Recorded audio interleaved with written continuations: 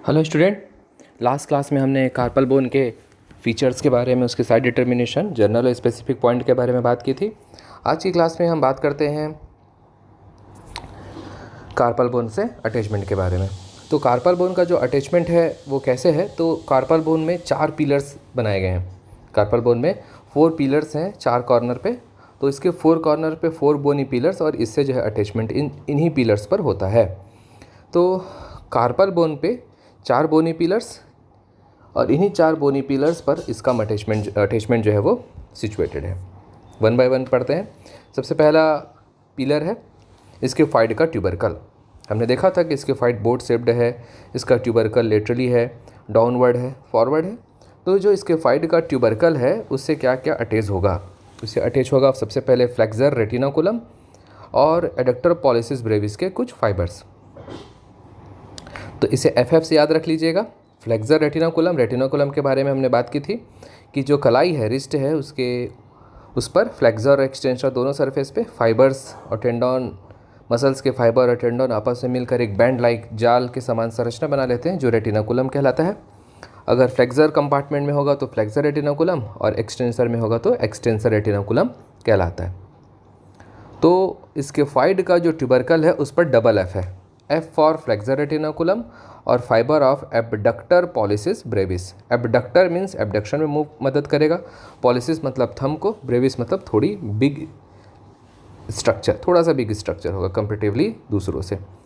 तो इसके फाइड के ट्यूबरकल पर क्या है, डबल F, फ्लेक्सर रेटिनाकुलम और एबडक्टर पॉलिसिस ब्रेविस के कुछ फाइबर्स यहाँ से अटैच होते हैं। किससे? ट्यूबरकल से। तो प्रॉक्सिमल रो में सबसे लेटरल की तरफ क्या हो गया, स्किफाइड, और प्रॉक्सिमल रो में सबसे अंदर की तरफ क्या हो गया, पिसीफॉर्म हो गया। तो पिसीफॉर्म पे क्या क्या है, तो फ्लेक्सर कार्पी अल्नेरिस डेफिनेटली पिसीफॉर्म है, तो सबसे मीडियल की तरफ बोन होगी, तो वहाँ से आएगी फ्लेक्सर कार्पाई अल्नेरिस। इसे याद रख लेंगे किससे, का से, का फॉर फ्लेक्सर कार्पाई अल्नेरिस।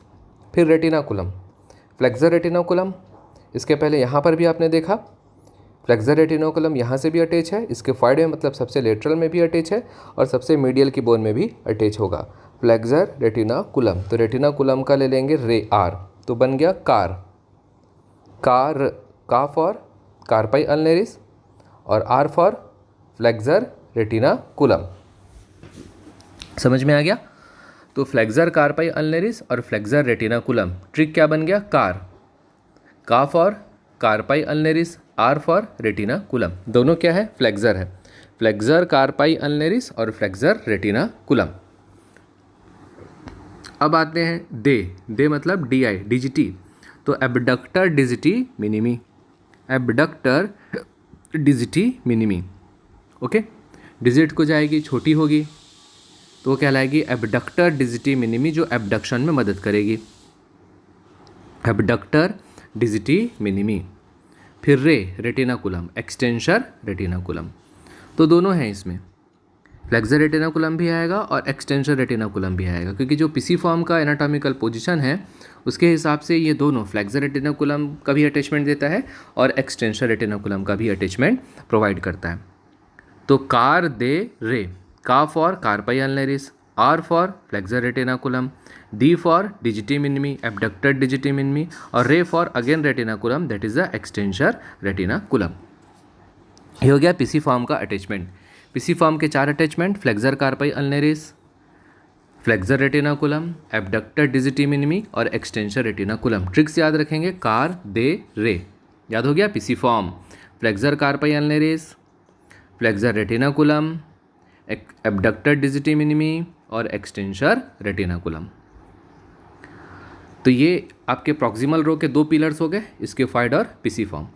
अब हम आते हैं डिस्टल रो। तो डिस्टल रो का सबसे लेटरल बोन कौन सा हो गया, ट्रेपेजियम। ट्रेपेजियम के बाद क्या आता है, ट्रेपेजॉइड, ट्रेपेजॉइड के बाद कैपिटेट और कैपिटेट के बाद हेमेट। तो जो ट्रेपेजियम है उसमें कौन कौन सा अटैचमेंट है इसके बारे में हम देखते हैं। हमने देखा था कि ट्रेपेजियम क्वाड्रेंगुलर शेप का बोन होता है, इसके एंटीरियर सरफेस में या पामर सरफेस में एक ग्रूव है, और इस ग्रूव की बाउंड्री जो बनाता है वो उसका क्रस्ट है। तो जो क्रस्ट है यहाँ से ओरिजिन होती है abductor pollicis brevis, flexor pollicis Brevis और अपोनेंस पॉलिसिस। तो एबडक्टर पॉलिसिस ब्रेविस और फ्लेक्सर पॉलिसिस ब्रेविस, तो हम याद रखेंगे कि जो क्रस्ट है वो क्या है, ब्रेव है। क्रस्ट क्या है, ब्रेव है। ब्रेव में पूरा दोनों ब्रेविस आ जाएगा, एबडक्टर पॉलिसिस ब्रेविस पहला और दूसरा फ्लेक्सर पॉलिसिस ब्रेविस। तो जो ब्रेव होते हैं वो क्या करते हैं, अपोज करते हैं। किसी भी गलत चीज़ का ब्रेव लोग क्या करते हैं, अपोज करते हैं। तो अपोज मतलब ओपोनेंस, ओपोनेंस पॉलिसिस, ठीक। तो ब्रेव लोग अपोज करते हैं।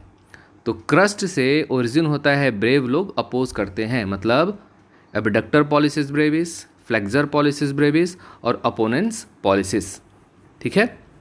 पॉलिसिस आएगा मतलब किससे रिलेटेड है, वो थंब से रिलेटेड है।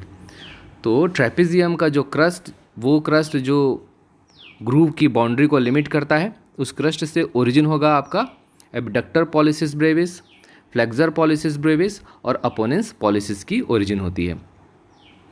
ये तीनों मिलकर क्या बनाते हैं, थिनर इमिनेंस बनाते हैं।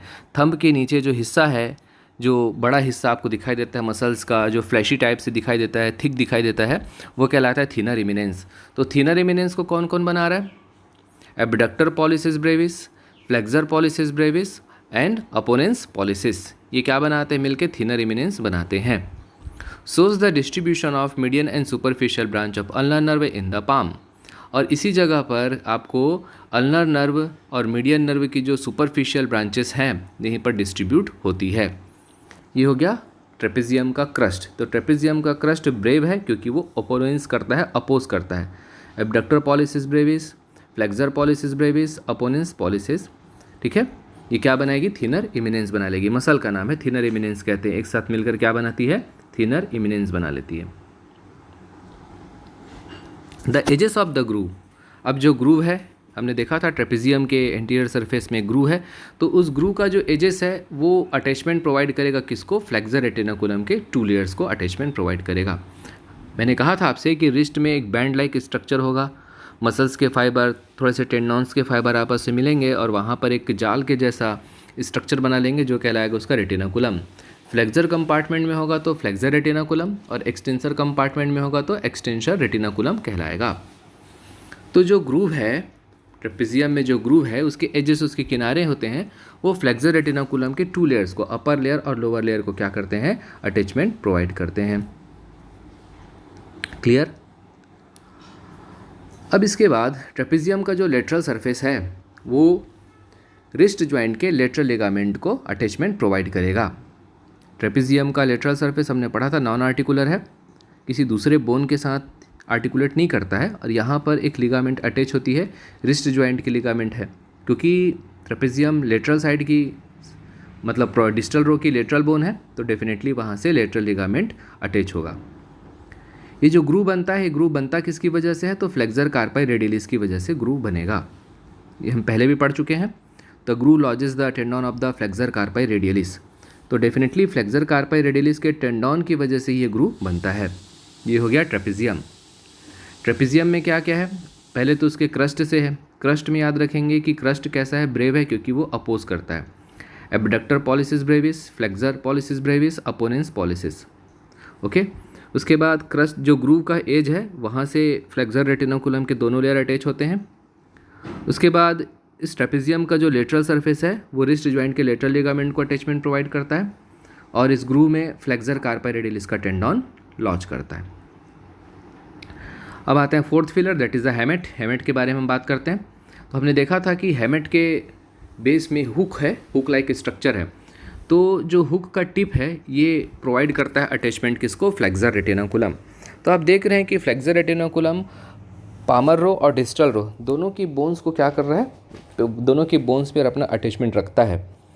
तो हेमेट का जो टिप है, मतलब जो हेमेट के हुक का टिप है, वो अटैचमेंट प्रोवाइड करेगा, फ्लेक्सर रेटिनाकुलम को अटैचमेंट प्रोवाइड करेगा। रेटिनाकुलम शॉर्ट नोट्स में एक बार पूछ चुका है, तो आप रेटिनाकुलम यहाँ सुन रहे हैं। Tip of the hook, hook का जो टिप है वो फ्लेक्सर रेटिनाकुलम को अटैचमेंट प्रोवाइड करता है। वहीं जो हुक का मीडियल साइड है वो फ्लेक्सर डिजिटी मिनिमी और अपोनेंस डिजिटी मिनिमी को अटैचमेंट प्रोवाइड करता है। The medial side of the hook gives attachment to the flexor digiti minimi and opponens digiti minimi. Flexor digiti minimi और opponens digiti minimi को attachment provide करेगा कौन, hamate. Clear हो गया। अब हम बात करते हैं इसके आर्टिकुलेशन के बारे में। यहाँ तक इसका आपका जो अटैचमेंट है वो कंप्लीट होता है। अब देखते हैं आर्टिकुलेशन, कौन किसके साथ आर्टिकुलेट करता है। तो सिंपल है, स्केफॉइड देखिए किसके साथ आर्टिकुलेट कर रहे हैं। स्केफॉइड है वो एक तरफ आर्टिकुलेट करेगा ट्राइक्वेट्रल से, तो डेफिनेटली तो स्केफॉइड ऊपर की तरफ रेडियस होगा, रेडियस के साथ आर्टिकुलेट करता है। उसके साथ में लूनेट होगा, फिर उसके ऊपर में कैपिटेट, ट्रेपेजियम और ट्रेपेजॉइड होगा। देखिए यहाँ तक स्केफॉइड बोन है, स्केफॉइड बोन है वो रेडियस के साथ आर्टिकुलेट कर रहा है, अल्ना के साथ आर्टिकुलेट नहीं करेगा। स्केफॉइड बोन, उसके ऊपर में क्या है, ट्रेपेजियम है, फिर उसके ऊपर में क्या है, ट्रेपेजॉइड है और कैपिटेट है। तो आप बोन अगर देखेंगे तो रेडियस लोअर एंड, साइड में स्केफॉइड के साइड में होता है लूनेट, उसके ऊपर में है कैपिटेट, ट्रेपेजियम और ट्रेपेजॉइड। तो स्केफॉइड किसके किसके साथ आर्टिकुलेट किया समझ में आया। रेडियस ऊपर में हो जाएगा इसका रेडियस, और इसके मीडियली हो जाएगा लूनेट, और इसके ऊपर में है ट्रेपेजियम, ट्रेपेजॉइड। ठीक, अब आते हैं लूनेट। तो लूनेट तो एक तरफ आर्टिकुलेट कर रहा है स्केफॉइड से, लूनेट के ऊपर भी रेडियस होगा, क्योंकि रेडियस के लोअर एंड में हमने देखा था ना इन्फीरियर सरफेस, तो जो स्केफॉइड है लूनेट के साथ आर्टिकुलेट करता है। तो जो लूनेट है वो एक तरफ स्केफॉइड से आर्टिकुलेट करेगा, ऊपर में रेडियस होगा, लूनेट की एक तरफ ट्राइक्वेट्रल होगा और उसके ऊपर में कैपिटेट और हैमेट होगा। यहाँ पर देखिए स्केफॉइड के बाद लूनेट, तो लूनेट बीच में है, उसके लेटरल की तरफ स्केफॉइड, मीडियल की तरफ ट्राइक्वेट्रल, और उसके ऊपर में क्या दिख रहा है आपको, कैपिटेट और हैमेट दिख रहा है। ये हो गया लूनेट। फिर आते हैं ट्राइक्वेट्रल। ट्राइक्वेट्रल देखिए स्केफॉइड, लूनेट, ट्राइक्वेट्रल। ट्राइक्वेट्रल पिसिफॉर्म के साथ आर्टिकुलेट कर रहे हैं, ट्राइक्वेट्रल लूनेट के साथ आर्टिकुलेट कर रहा है। ट्राइक्वेट्रल जो है वो ऊपर की तरफ जाएगा और हैमेट के साथ आर्टिकुलेट कर रहा है। ठीक है, क्लियर। तो ट्राइक्वेट्रल किसके किसके साथ आर्टिकुलेट कर रहे हैं, देखिए यहाँ पर ट्राइक्वेट्रल प्रॉक्सिमल रो की सबसे मीडियल बोन, तो ट्राइक्वेट्रल पिसिफॉर्म के साथ आर्टिकुलेट करेगा, लूनेट के साथ आर्टिकुलेट करेगा, और ऊपर में जो है वो कैपिटेट के साथ आर्टिकुलेट करेगा। ठीक है, इसके साथ ही ट्राइक्वेट्रल को इन्फीरियर रेडियो अल्नर जॉइंट का जो आर्टिकुलर डिस्क है वो भी वहाँ पर मिलेगा। अब पिसिफॉर्म देखिए ट्राइक्वेट्रल के साथ आर्टिकुलेट करता है, केवल ट्राइक्वेट्रल के साथ आर्टिकुलेट करेगा।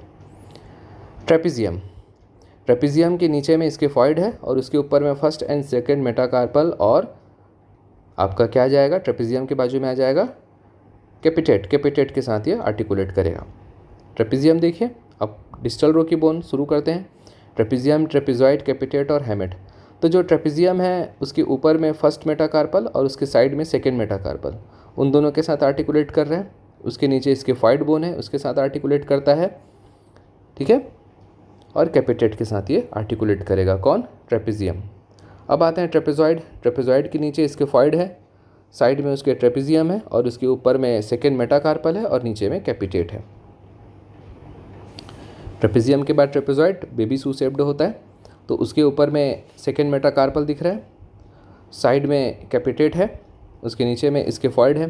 तो डेफिनेटली इस तरीके से ट्रेपेजॉइड भी स्केफॉइड नीचे, ट्रेपेजियम साइड में, सेकेंड मेटाकार्पल ऊपर और कैपिटेट नीचे, इस तरीके से ये आर्टिकुलेट करेगा।